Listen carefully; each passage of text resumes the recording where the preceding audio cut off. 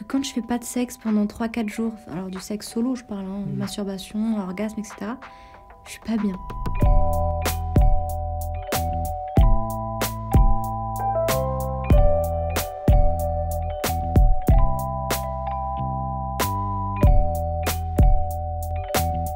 Qu'est-ce qui est le plus perso pour toi entre partager une photo de toi entièrement nue ou partager une photo de tes parents? Partager une photo de mes parents, bien sûr. Me partager moi, ça reste une vitrine. Partager ma vie intime est plus importante et plus compliquée. Parce que toi, tu fais principalement des vidéos avec ton mec. Ouais. Est-ce que quand vous faites l'amour en privé et vous faites l'amour en public, c'est deux choses même que toi, tu décorrèles? Pour toi, c'est pas du tout la même chose? C'est pareil. C'est la même chose? C'est pareil, en fait. À mon sens, on nous a posé souvent cette question de... Mais est-ce que vous êtes ultra différents de vos vidéos? Est-ce que, en gros, vous faites pareil, moins fort, plus fort, etc. À mon sens, je partage ma réelle vie sexuelle, en fait, avec les gens. Du coup, ce que je montre en vidéo, c'est ce qui se passe vraiment entre nous quand il n'y en a pas. Donc, c'est exactement la même chose. Je dirais pas que je mets une sorte de différence entre les deux. Et même, je t'avouerais même que quand il se passe quelque chose en privé et qu'on filme rien, et que c'est fini, on se dit merde, pourquoi on l'a pas filmé? La séquence était pourquoi parfaite. Pourquoi on l'a pas filmé? C'est trop drôle, ça m'arrive quand je discute avec des invités potentiels, genre une fois qu'on a cuté et on parle d'un truc et là il me livre un truc trop stylé, je dis « Oh mais pourquoi on a arrêté de filmer ?» Oui, c'est toujours ce moment-là. C'est ça. Alors que des fois, bon, avoir une séquence de vie gratos comme ça, c'est bien aussi, quoi. Oui, c'est ça. C'est qu'on essaie de se rappeler, de dire bon... Ouais, mais tout n'est pas non plus dans le boulot, tout n'est pas non plus à récupérer, il faut aussi garder des moments. Mais en fait, ce que tu t'aperçois, c'est que quand tu l'as en vidéo, quel que soit le sujet, tu peux le revoir indéfiniment. C'est plus important que la mémoire en elle-même, où des fois, tu as une mémoire flash, tu te dis « Ah, je me souviens de ce moment », mais pas entièrement, tu vois. La vidéo, elle est là pour te rappeler tout. Est-ce que tu aurais pu faire ce métier sans l'avènement des plateformes et du porno amateur? Est-ce que toi, tu aurais pu peut-être te faire connaître, ou est-ce que même toi, en termes d'envie, tu aurais eu envie d'aller faire du traditionnel, du mainstream? Non, j'aurais été malheureuse parce que j'adore mon métier et ça me passionne depuis toujours. Mais en tant que traditionnelle, je pense que j'aurais pas pris de plaisir parce que le plaisir n'est pas accentué sur l'acteur, il est accentué sur le téléspectateur. Et du coup, c'est l'inverse de ce que moi je fais, en fait, si tu veux. Le plaisir est accentué sur l'acteur et partagé avec le téléspectateur. Et c'est vraiment, vraiment très, très différent, ça n'a rien à voir. Donc, si j'avais un choix à faire à l'époque de faire que du traditionnel, je pense que non, je n'en aurais pas fait. Et est-ce que tu te rappelles la fois où c'est toi qui lui as dit « je veux qu'on fasse du porn » ? Comment c'est venu? En fait, c'est pas vraiment venu genre l'un ou l'autre se dit je veux faire du porn, tu vois. C'est venu... Alors forcément tout vient de moi déjà, parce que comme je te dis, je pense que je suis assez spéciale dans ce milieu-là. Et en fait, c'est venu que j'avais envie de voyeurisme en fait. J'avais envie qu'on nous voit. Et donc, j'avais toujours envie de prendre des risques, tu vois, de faire du sexe et que quelqu'un nous observe ou que quelqu'un tombe sur nous, etc. Un jour, finalement, on trouve un site qui est un peu voyeurisme et on fait notre premier show voyeurisme. Et du coup, moi, je me suis encore plus découverte en me disant, mais j'adore, quoi. C'est quoi? C'est t'as une caméra et t'es en direct et les gens peuvent se connecter à tout moment. Okay. C'est gratuit, en gros. Puis, pour faire, entre guillemets, des actions, tu demandes des sous. En soi. Ok. Des tips, quoi. Est-ce que la question de rester un couple exclusif s'est posée ou pas? Elle était totalement logique dès le début, en fait. Dans le sens où on s'en rend pas trop compte maintenant, mais pendant peut-être 8 à 10 ans de notre relation, on était hyper jaloux et possessifs l'un de l'autre, en fait. Okay. Lui, il m'aurait jamais partagé ni avec une femme ni avec un homme. C'était impossible.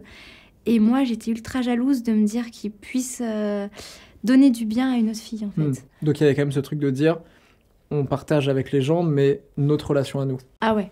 En fait, je pense que quand tu es dans ce milieu et que tu es aussi ouvert comme ça, tu évolues au fur et à mesure. Et je ne vais pas dire que tu prends de l'expérience, mais tu t'ouvres, en fait. Tu t'ouvres aux façades à plusieurs choses et tu comprends que l'autre n'est pas ta possession. Et que plus tu vas interdire, plus forcément l'être humain est comme ça, il aura envie d'aller vers l'interdit. Donc finalement, tu te dis, ok, j'ai envie que ce soit le bon, j'ai envie de finir ma vie avec lui, mais si sexuellement l'un ou l'autre a un truc qui manque, il y aura à un moment donné quelque chose qui va s'éteindre. Donc le but du jeu finalement, c'est ce qu'on s'est dit, c'est finalement de s'écouter, d'attendre que l'un ou l'autre soit prêt s'il y a des choses un peu trop compliquées à dire, à faire. La question s'est posée à un moment où lui a pu te dire bah, je préfère qu'on arrête le porn. Non. Tu l'aurais fait si... Oui, bien Ouais. sûr, ça m'aurait rendu triste. Ouais. Ça m'aurait rendu triste parce que je dois avouer que ça me rend entière en fait. Parce que comme j'ai une sexualité hyper débordante, je m'aperçois vraiment hein, que quand je fais pas de sexe pendant 3-4 jours, alors du sexe solo je parle, hein, masturbation, orgasme, etc., je suis pas bien. Je pars du principe que tous mes orgasmes me donnent cette énergie solaire que je peux apporter à tout le monde. C'est un peu bizarre. Non, Le mais sexe me donne Ouais. la force de pouvoir donner du soleil aux gens. Voilà. Et c'est trop bien d'avoir créé une vie où tu t'écoutes aussi. Où tu t'écoutes et t'en fais une force, t'en fais quelque chose Ouais. de concret. Ouais, complètement. Je trouve que c'est hyper important de s'écouter et de s'accepter soi-même, en fait. Dans la société dans laquelle on vit, je trouve que les gens s'interdisent toujours énormément de choses pour les autres. T'entends souvent parler les gens de bah, je ferai ça plus tard, ou je ferai ça après la retraite, ou quand les enfants seront grands, ou quand je me serai enfin séparée, etc. Enfin, tu te dis, mais écoutez-vous, en fait, qu'est-ce que vous avez envie de faire maintenant, là, tout de suite? Ouais. Alors, moi, je me suis toujours écoutée. Je trouve que c'est hyper important de prendre le risque, en fait, de s'écouter parce que bah, ton intuition est toujours la bonne. Est-ce qu'il y a un moment où t'as culpabilisé d'avoir une grande libido, dans le sens où aujourd'hui une meuf peut être beaucoup plus facilement jugée d'avoir une forte libido qu'un mec? En fait, je me sentais de moins en moins normale parce que j'ai eu beaucoup de copines avec qui j'ai toujours entamé ce genre de discussion et je n'ai jamais trouvé, encore aujourd'hui, hein, je n'ai jamais trouvé une personne féminine comme moi. Ok. Qui a ce style de mood, qui a ce style d'énergie sexuelle. Donc ça m'a fait culpabiliser dans le sens où je me suis dit, mais je ne suis pas normale. Et après, je me suis dit, mais qu'est-ce que la normalité, au final? La normalité n'existe pas. La normalité peut être beaucoup, pas beaucoup. Il y a beaucoup de préjugés, en effet, sur les filles qui s'acceptent au niveau de leur libido par rapport aux hommes. On dit toujours qu'un homme sera un gentleman s'il a 300 filles. Et une fille sera rapidement considérée comme une prostituée si finalement elle aime le sexe et elle aime diversifier les hommes en fait. Mais je me suis jamais considérée en me disant si j'ai une trop forte libido, je serais jugée parce que finalement, je pars du principe qu'à partir du moment où tu le vis bien et tu t'acceptes, il ne peut pas y avoir de jugement. Tu vois, le jugement arrive quand tu n'acceptes pas quelque chose et quand toi-même tu doutes. Là, il y a du jugement. Si tu doutes pas de toi-même et que finalement tu vis ce que tu aimes, les gens ne peuvent pas juger. Ça fait combien de temps que vous êtes en couple avec John? Ça va faire 17 ans. 17 ans. Ouais. Ouais, je peux même pas réaliser. Je peux même pas réaliser ce que ça fait 17 ans. C'est fou. Est-ce que vous vous découvrez encore? Ouais, bien sûr. Ça fait 17 ans qu'on est ensemble, mais on se connaît depuis environ... faudrait que je calcule, mais depuis à peu près 25 ans. On se connaît. Waouh. Sachant que j'en ai 35. Ah ouais, vous êtes connus très On tôt. s'est connus très très jeunes. On s'est connus à 10 ans à peu près, Ouais. au collège.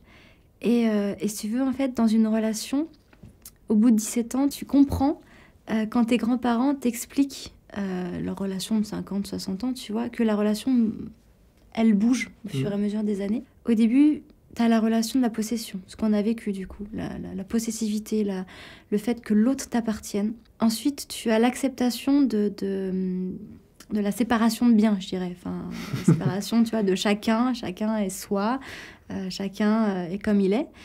Après, tu as cette relation de partage, de confiance et de vision, où là, du coup, tu commences à se projeter, etc. Tu vois les choses autrement. Le vrai partenaire de vie, là. Ouais, voilà. Et je trouve qu'après, vraiment, bien 15 ans, 14-15 ans, tu ne te vois pas sans l'autre. Mais tu ne te vois pas sans l'autre, pas de la façon possession ou quoi que ce soit. La seule peur que tu as après, en fait, c'est que l'autre parte, l'autre meurt, en fait. C'est pas l'autre parte pour te quitter, c'est une peur qui devient juste...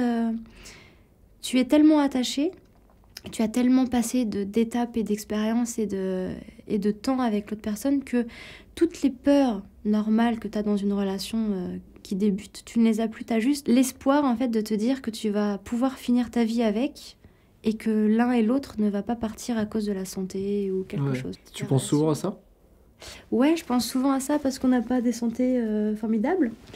Et puis, on ne sait pas si on vivra vieux ou non, tu vois. Et aujourd'hui, pour le coup, on en parle parce que c'est hyper important de se dire qu'est-ce qu'on ferait si l'autre partait. Moi, je sais un petit peu, je me dis que je continuerai ma vie comme ça. Mais Ouais, je ah voudrais oui, t'as pas vraiment d'autres un hommes. scénar, tu sais vraiment. Ouais, parce que je pense qu'il faut se préparer à tout. Quand t'es pas prêt et que tu penses que l'autre est éternel, en fait, c'est là où ça devient plus dur parce que t'es préparé à rien et tu t'en remets jamais. Donc du coup, on essaie de se dire, bon, si jamais l'autre s'en va, qu'est-ce qu'on ferait? C'est une discussion apéro à deux. Alors, imagine tu meurs, qu'est-ce que je fais en fait? Voilà. Et si par exemple John n'était plus là, je pense que je continuerais ma petite vie avec mes chevaux et mes petites cams, mes petites vidéos, mais je voudrais pas d'autres hommes. Ah ouais? Non. Pas d'autre homme dans ta vie ou même pas de partenaire sexuel? Partenaire sexuel, je sais pas. Partenaire de vie, c'est sûr que non. Je me pense sincèrement être la personne d'un partenaire de vie, tu vois, et pas de plusieurs. Donc, je pense que partenaire sexuel, entre guillemets, oui, mais aucun attachement. Alors, par contre, les vidéos, tout ça, ouais, je pense que je continuerai parce que j'adore l'exhib, j'adore les vidéos solo, j'adore ma communauté. Donc, je me verrais pas du tout arrêter, même si j'étais seule demain. Par contre, ouais, non, tu sais, te projeter avec un autre, tout. Non. J'avais discuté avec Cléa Gauthier, Ouais. qui était égérie d'Orcel et qui, elle, vient vraiment du monde, pas du tout de l'amateur, du coup, qui est Bah ouais, vraiment pro. complètement. Et je lui avais demandé si le porno était éducatif pour elle. Ouais. Et elle m'avait dit que pour elle, c'était vraiment du cinéma. Ouais. Est-ce que l'amateur rabat un peu les cartes là-dessus, dans le sens où tu montres du vrai, tu vois, du vrai sexe avec ton vrai mec, etc. Est-ce que pour autant, c'est éducatif ou ça reste du cinéma? Alors du coup, pour rejoindre Cléa, je suis entièrement d'accord avec elle sur le fait que le porno traditionnel n'est pas éducatif. Ça, je la rejoins entièrement maintenant que je le vis. Oui, c'est du cinéma et ça reste du cinéma. Il n'y a pas d'éducation, entre guillemets, en soi dedans.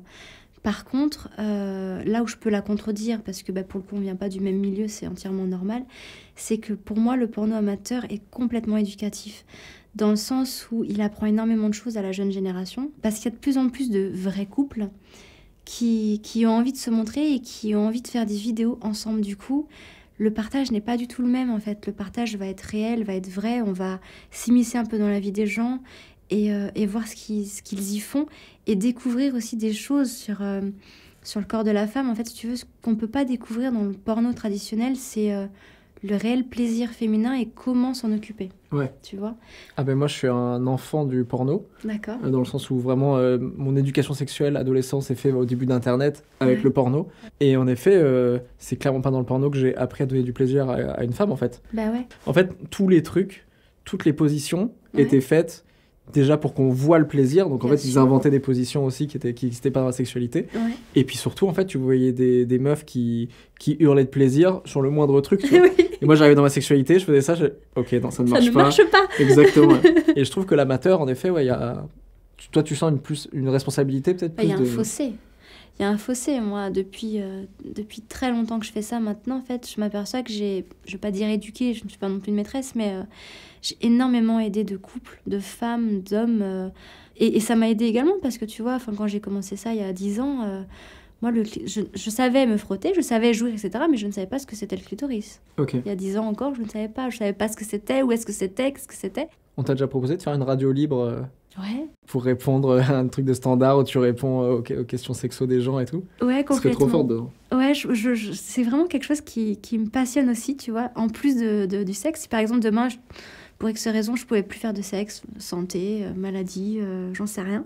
J'aimerais vraiment rester dans le sexe, dans le sens où je me pense hyper intéressante pour faire évoluer la pornographie et apporter aux gens cette définition de le sexe n'est pas mal, tu vois. Ce n'est pas parce que vous allez vous abandonner au plaisir que vous allez devenir quelqu'un de mauvais. Au contraire, en fait, vous allez pouvoir peut-être vous épanouir, vous rajouter du cardio, vous rajouter de la vie. C'est ce qui donne la continuité de l'humanité, c'est ce qui fait du bien, c'est ce qui... Enfin, à mon sens, le sexe, c'est le plus important, en fait. Ça dépasse tout. J'arrive pas à savoir si t'es quelqu'un de très anxieuse ou pas du tout. Ah, J'ai l'impression que t'as ces deux trucs-là, un peu paradoxal, où tu peux avoir des moments d'anxiété totale et puis après, finalement, l'inverse total. Je pense que personne n'arrivera à voir qui je suis vraiment, déjà. Est-ce que toi, tu vois qui t'es? Ouais. Oui, heureusement. Enfin, Non, je parce que pourrais ça ne aussi, pas, ouais, je pourrais ne pas savoir, mais si je sais exactement qui je suis et comment je suis, par contre, j'arrive très très bien à me mettre dans une peau d'actrice devant tout le monde. En gros, j'arrive à avoir une carapace tellement importante que personne ne pourra savoir si je suis triste à ce moment-là, par exemple. Voilà. Et pourquoi tu te mets une carapace? Eh bien, pour que personne ne sache que je suis fragile. Mais est-ce que c'est grave d'être fragile? Alors non, ce n'est pas grave, mais quand en fait tu te dois d'être quelqu'un pour les autres, tu ne peux pas être fragile parce que les gens te pensent super-héros en soi, en fait. Et que rien ne peut t'arriver et que t'es quelqu'un qui réussit toujours tout. Tandis que si tu montres une faiblesse, en fait, c'est comme si on était un peu dans une sorte de jungle où toutes les hyènes sont autour, le te respectent, elles te bouffent. À mon sens, l'humanité est dans le même genre. Donc du coup, les seules personnes qui peuvent voir que je suis vraiment fragile ou faible, la seule personne, c'est John. Personne d'autre. Ok. Et parce que forcément, il vit avec moi, donc je peux pas cacher tout le temps, tu vois, comment je suis réellement. Tu crois que John, c'est ton âme sœur? Ouais. Alors on a des hauts débats, hein, Ouais. bien sûr. On a des forts caractères tous les deux, donc quand ça frite, ça frite. Je pense que l'âme sœur, tu te la crées toi-même. T'essayes de continuer à suivre l'autre, de l'écouter, d'agir pour lui et de le porter quand il a besoin. Et puis voilà, ensuite, tu continues à prendre le chemin ensemble en espérant que le chemin ne sera pas trop divisé et que tu continueras à avoir le même, tu vois.